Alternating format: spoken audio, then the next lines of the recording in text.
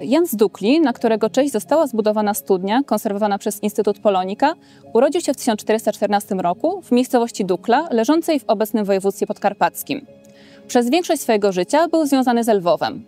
Od lat 40. XV wieku przebywał w tutejszym klasztorze franciszkanów konwentualnych, a później przeszedł do jego ściślejszego odłamu, czyli do Bernardynów.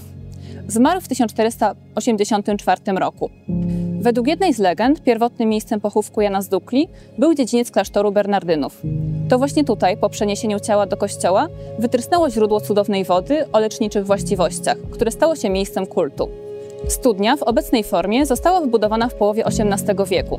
Jej powstanie związane jest z beatyfikacją Duklana w 1733 roku. Powszechnie skrótowo nazywamy ten obiekt studnią, ale oczywiście oprócz samej cembrowiny, nakrytej metalową pokrywą, mamy na myśli całą osłaniającą ją budowlę w formie tempietta. Składają się na nią wykonane z ciosów wapienia filary, pomiędzy którymi rozciągają się arkady. Arkady wypełnione są metalowymi, ażurowymi kratami. Całość nakrywa kopuła, dekorowana kamiennymi wazami oraz chyba najbardziej rozpoznawalnym elementem całego zabytku, czyli figurą świętego Jana z Dukli. Przygotowując się do projektu, najpierw zleciliśmy kwerendę historyczną i dokumentację skaningową. Jednak nawet posiadając tę wiedzę, podczas prac natrafiliśmy na bardzo wiele niespodzianek.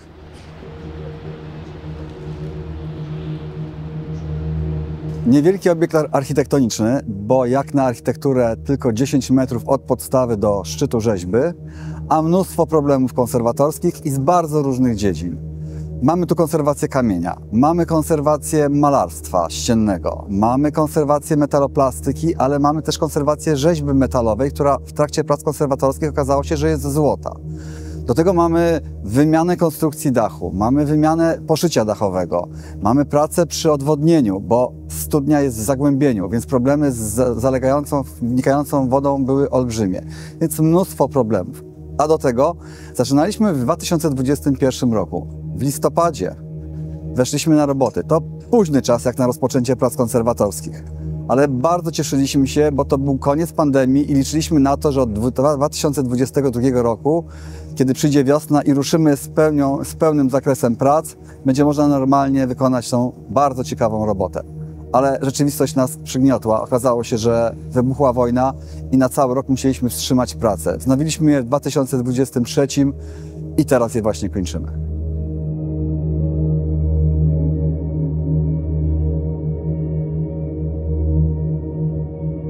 Jednym z większych problemów była konserwacja kamienia.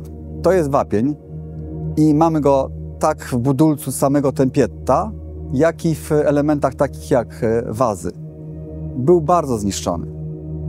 To wiele dziesięcioleci procesów destrukcji na powierzchni tego kamienia spowodowały ciemne przebarwienia, czarne zacieki i to, co było najgorsze, to wypełnienia cementowe, bo kamień nie jest zbyt odporny na warunki atmosferyczne. Ten kamień, czyli wapień. I dlatego powstające ubytki z czasem inni, czy konserwatorzy, czy ci, którzy naprawiali ten obiekt, wypełniali zaprawą cementową. Musieliśmy ją w całości usunąć, a potem te miejsca uzupełnić w nowy sposób. Zastosowaliśmy nowatorską metodę uzupełnienia kamienia. Stawialiśmy fleki, które były dopasowane po obrysie ubytku. Jak to robiliśmy? Po przygotowaniu ubytku, czyli po usunięciu wcześniej uzupełnień cementowych, skanowaliśmy miejsce ubytku, następnie skan obrabialiśmy w procesie komputerowym, generowaliśmy rodzaj cyfrowego fleka, a potem wycinaliśmy go na frezalce CNC. I tak krok po kroku blisko 4 m² uzupełnień kamiennych w postaci blisko 150 elementów wykonanych w tej technologii. To nowe zupełnie rozwiązanie, do tej pory niestosowane jeszcze na taką skalę nie tylko w Lwowie, ale w ogóle. W toku konserwacji parę spraw nas zaskoczyło. Po pierwsze, stan rzeźby świętego Jana z Dukli. Wiedzieliśmy z badań poprzedzających konserwację, że był on złocony, ale nie wiedzieliśmy, że powierzchnia była tak zerodowana i zniszczona.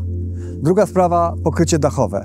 Też program zakładał jego wymianę, ale nie zdawaliśmy sobie sprawy z tego, że konstrukcja dachu jest całkowicie zdegradowana i musieliśmy praktycznie całą konstrukcję wymienić. Jeśli chodzi o posadzkę. Musieliśmy tę posadzkę też wymienić w całości, dlatego że okazało się, że jest tak zniszczona i tak popękana, że konserwacja niestety nie wchodziła w rachubę. Musieliśmy wymienić bloki, które są wycinane po promieniu koła i które mają wysokość 16 cm. I na koniec podbudowa kostki brukowej. Też całkowicie poszła do wymiany, ponieważ zwróćcie Państwo uwagę, schodzimy tutaj na dół, studnia jest w zagłębieniu, gromadzi się tutaj woda, wymieniony został cały tutaj system odprowadzania wody, a do tego kostka została położona na specjalnej warstwie drenażowej, która umożliwia przenikanie wody w głąb podłoża. Taką ciekawostką, z którą zetknęliśmy się w toku prowadzonych prac, jest sama studnia. Otóż okazało się, że ona rzeczywiście jest głęboka, ale do celów religijnych, do celów obrządku i kultu religijnego wykorzystuje się wodę gromadzoną w specjalnym zbiorniku wykonanym ze stali nierdzewnej. Ten zbiornik znajduje się tutaj, w tym miejscu i wymagał po pierwsze wzmocnienia, bo osadzony jest na dwóch takich metalowych belach, które były mocno skorodowane i trzeba było je zakonserwować.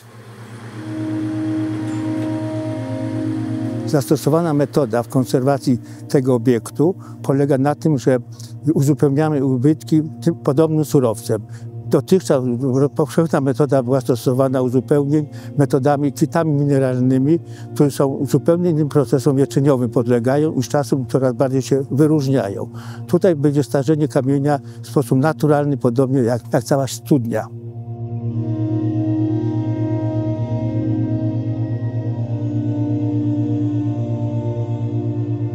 Malowidła zdobią kopułę oraz pendentywy znajdujące się jakby w niższym poziomie. Przede wszystkim to, co zastaliśmy, to absolutnie nieczytelne obrazy, ponieważ na powierzchni znajdowały się bardzo grube zanieczyszczenia.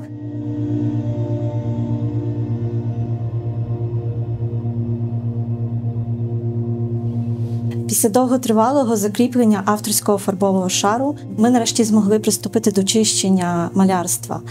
Ми використовували різні методи, і з тим також метода чищення лазером. Це нам дозволило відкрити, власне, цілу сцену з ангелами, які, власне, підносять святого Яна в гробі до неба.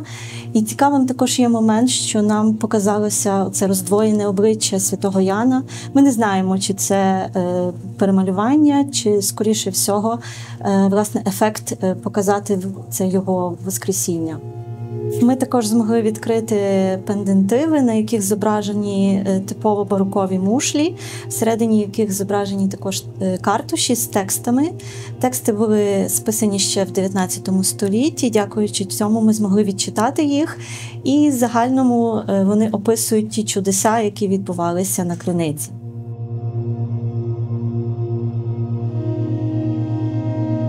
З початку повномасштабного вторгнення і з початку повномасштабної війни в Україні з пропозиції Лілії Сергіївни Онищенко ми здемонтували фігуру святого Яна з Дуклі, яка знаходиться на криниці в Бернардинському подвір'ї. І за якийсь час вона потрапила в майстерню фірми ЗКР на реставрацію. Скульптура була в досить складному стані. В часі очищення в неї відпала одна рука, і це стало зрозуміло, що каркас скульптури є проблематичний, тому ми її частково розібрали.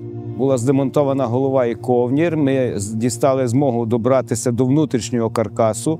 Каркас скульптури був оброблений антикорозійно, зміцнений, і скульптура зібрана у первісному вигляді.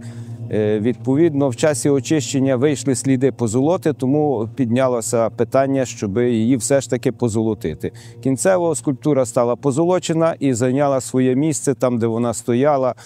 Маємо надію, що найближчих 100 років там вона буде стояти спокійно. Святий Ян з Дуклі є для львів'ян важливою постаттю, оскільки історично відомо, що Ян з Дуклі охороняв Львів кілька разів від нападів ворогів. Ну і тепер, особливо в час війни, для нас він є тим, хто може забезпечити Львів. Ми маємо надію охоронити Львів від російських ракет.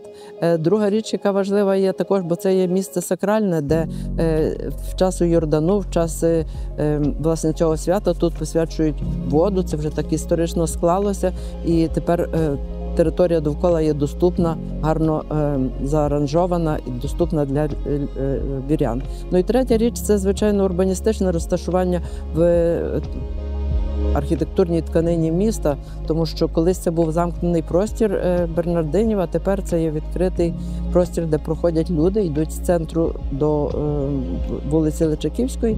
І зараз дуже добре, власне, видно цю ротонду, видно Яна з Дуклі, він є позолочений, то особливо тепер кидається в очі. Ну і також ми позбулися тих каштанів, котрі тут росли, і не тільки затуляли вигляд на ротонду, а також і шкодили їй через те, що ці гілки під час вітру вони фактично шкодили і скульптурі, і ротонді.